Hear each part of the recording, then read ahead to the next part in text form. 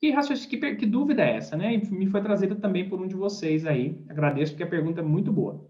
Foi o seguinte: olha, eu preciso calcular horas de sobreaviso, professor. A sentença definiu os seguintes critérios: observar o período imprescrito, aí depende do processo, né? Teria que olhar mais detalhes, mas isso é simplesmente marcar as prescrições de forma correta. Aí depois, computar exclusivamente as horas não coincidentes com as horas de efetivo labor. Por que isso, pessoal? Não vamos nos esquecer lá do artigo 224 da CLT, que trata do sobreaviso, né? Parágrafo 2º, salvo engano. Ele vai falar justamente, né, dessa situação em que o trabalhador fica ali aguardando ordens, né? Ele fica esperando ali uma determinada situação e, sendo chamado, ele tem que ir lá e efetivamente trabalhar. Então, ele recebe por essas horas em que ele fica aguardando essa atividade. Bom?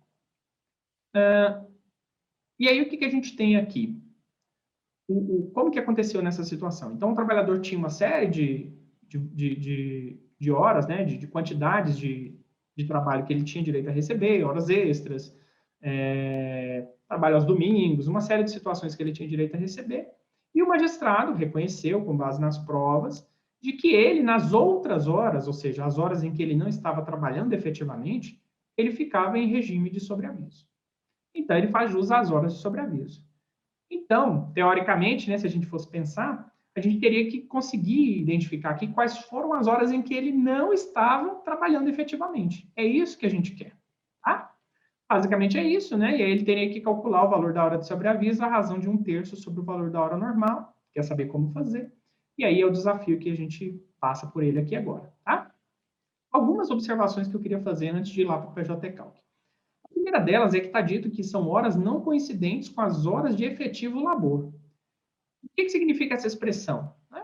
Significa, na verdade, como eu estava dizendo, né, que as horas de sobreaviso elas vão ser aquelas que não coincidem com as horas trabalhadas, mas que não vão coincidir. E aí, como que a gente apura isso? Então, a gente tem que pegar a quantidade de horas totais do mês, né, menos as horas trabalhadas. Isso, né? As horas de sobreaviso são as horas em que ele poderia trabalhar durante o mês, menos as horas trabalhadas.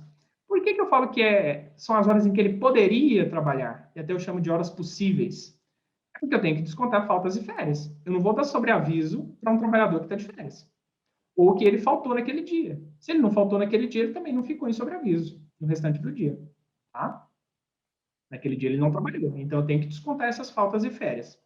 Então, se eu quero saber, né? Então, eu tenho que saber quais são as horas totais do mês, que são essas horas possíveis, e tenho que saber as horas trabalhadas. Horas trabalhadas, o PJ Calc já nos dá. Quando a gente monta o cartão de ponto e pede para ele apurar o cartão de ponto, ele nos dá uma coluna com horas trabalhadas. Então, essa está resolvida. O que nos falta são as horas totais do mês. É isso que eu preciso saber. E aí, para eu saber as horas do mês, eu tenho que pegar as horas possíveis e descontar, né, as faltas e férias nesse caso. No caso, eu tenho que pegar os dias possíveis, que são os dias do mês, quantos dias tem aquele mês, descontar as faltas, descontar as férias e depois multiplicar por 24 horas. É isso que eu tenho que fazer. Ah, professor, mas isso o PJ Calc faz? Automaticamente não faz, tá?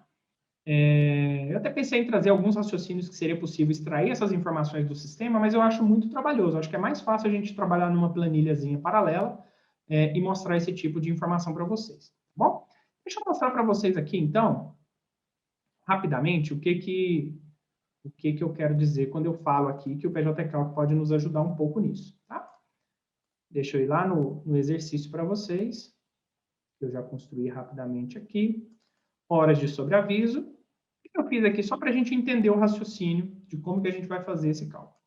Bem, coloquei aqui um período longo aqui de trabalho, mas lá no cartão de ponto, para a gente entender o raciocínio, eu criei o cartão de ponto dentro de um mês só, o mês de abril de 2019. Tá?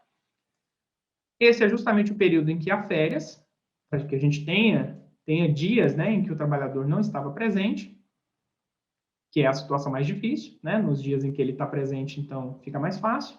Tá? Então, temos férias, poderíamos ter faltas também, mas eu estou considerando aqui somente a existência de férias. Tá? Tem 14 dias, por exemplo, do mês de abril em que ele estava de férias.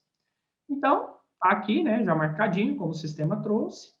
e eu volto aqui no cartão de ponto para mostrar para vocês. O que a gente faz? Faz uma apuração, pode ser, por exemplo, horas extras pelo critério mais favorável, e descreva aqui uma jornada. Coloquei aqui de segunda a sexta, das 8 às 19. Só como exemplo para a gente entender. Essa aqui era a jornada efetivamente trabalhada. Mas ela poderia ser a mais diversa possível. Tá? O sistema iria apurar essas quantidades da mesma forma. Tá? Quando eu salvo aqui e olho para o cartão, que já está apurado, vamos apurar ele aqui rapidinho. O que eu tenho? O que o sistema me dá? Ele me dá horas extras, perdão, horas trabalhadas primeiro, horas extras e os dias trabalhados. As horas extras já é uma outra discussão. Isso aqui é lá o que o magistrado queria saber. Quantas horas extras ele fez, intervalo entre a jornada, isso é outro ponto. O que eu preciso aqui são dessas horas trabalhadas, e observe que o PJ já me deu. Uma das informações que eu preciso para achar as horas de sobreaviso já está pronta.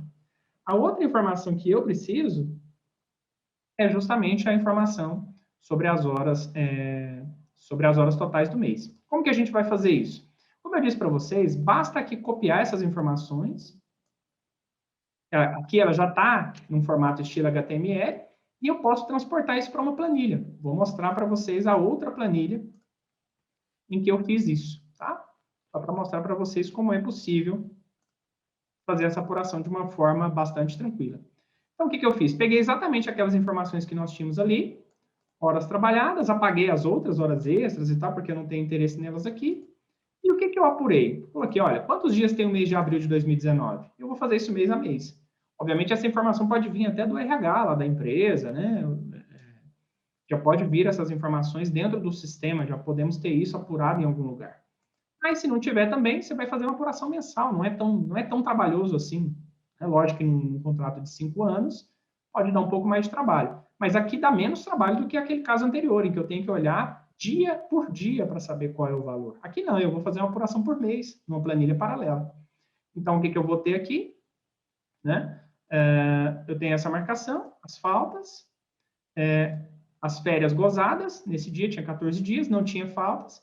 Então, eu tenho quantos dias em que ele poderia trabalhar dos 30? 16. Fiz uma formulazinha, né? Peguei os dias menos a faltas de férias e encontrei os dias possíveis de se trabalhar. Então, consequentemente, eu tenho horas possíveis, que é 24 vezes os dias possíveis. Então, as horas de sobreaviso são essas menos essas. Né? As horas possíveis menos as horas trabalhadas. Então, 263 horas de sobreaviso. O que eu fiz? Fui lá no sistema e apurei a verba horas de sobreaviso. Como que eu fiz isso? Peguei lá o adicional de sobreaviso, né? Assim como o sistema já me traz ele, tá? Peguei aqui, coloquei uma base qualquer, coloquei salário mínimo, mas pode ser o conjunto das verbas de natureza salarial. Ele já coloca aqui o multiplicador de 1/3, que é o do adicional mesmo, que está lá no artigo 224.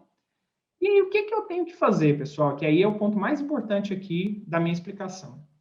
Professor, eu não tenho aqui essa quantidade no sistema. Olha aqui, ó. Ele não apurou horas de sobreaviso. Eu poderia fazer ela aparecer aqui? Poderia. Eu poderia pegar aquela planilha, transformá-la lá no formato que o PJ solicita para importação, importar com uma coluna trazendo mês a mês qual é o valor a quantidade de horas de sobreaviso, e aí elas apareceriam aqui. Mas eu posso fazer de outra forma.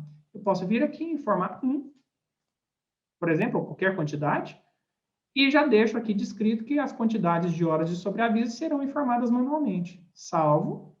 E depois eu altero isso nas ocorrências, pessoal. Eu posso vir aqui, ó, viu que está tudo com 1? Exceto um mês, que esse eu já editei, só para mostrar para vocês. Editei e coloquei 263 horas, que são aquelas horas que eu já tinha apurado lá na planilhazinha em paralelo. Ah, professor, mas quem vai acreditar que realmente são 263 horas? Não, aí o que você vai ter que fazer? Você vai ter que pegar aquela planilha, demonstrar o procedimento que você adotou, copia e cola ela. Hoje em dia está na moda o tal do visual design, né? Coloca lá, bem bonitinha a planilha, destaca, mostra qual foi o procedimento que foi adotado, a expressão matemática para encontrar aquele valor, assim como eu mostrei para vocês aqui, nos slides, explica o procedimento do magistrado, junta lá e depois faz aqui a inclusão manualmente. Pega aqui a cada mês e vai colocando os valores que você encontrou na planilha. Pronto, está resolvido. Depois, quando você fizer essa importação lá, quando você fizer o cálculo, vai aparecer mês a mês a quantidade de horas de sobreaviso e o sistema vai apurar como a gente espera, tá? Essencialmente é isso, tá bom?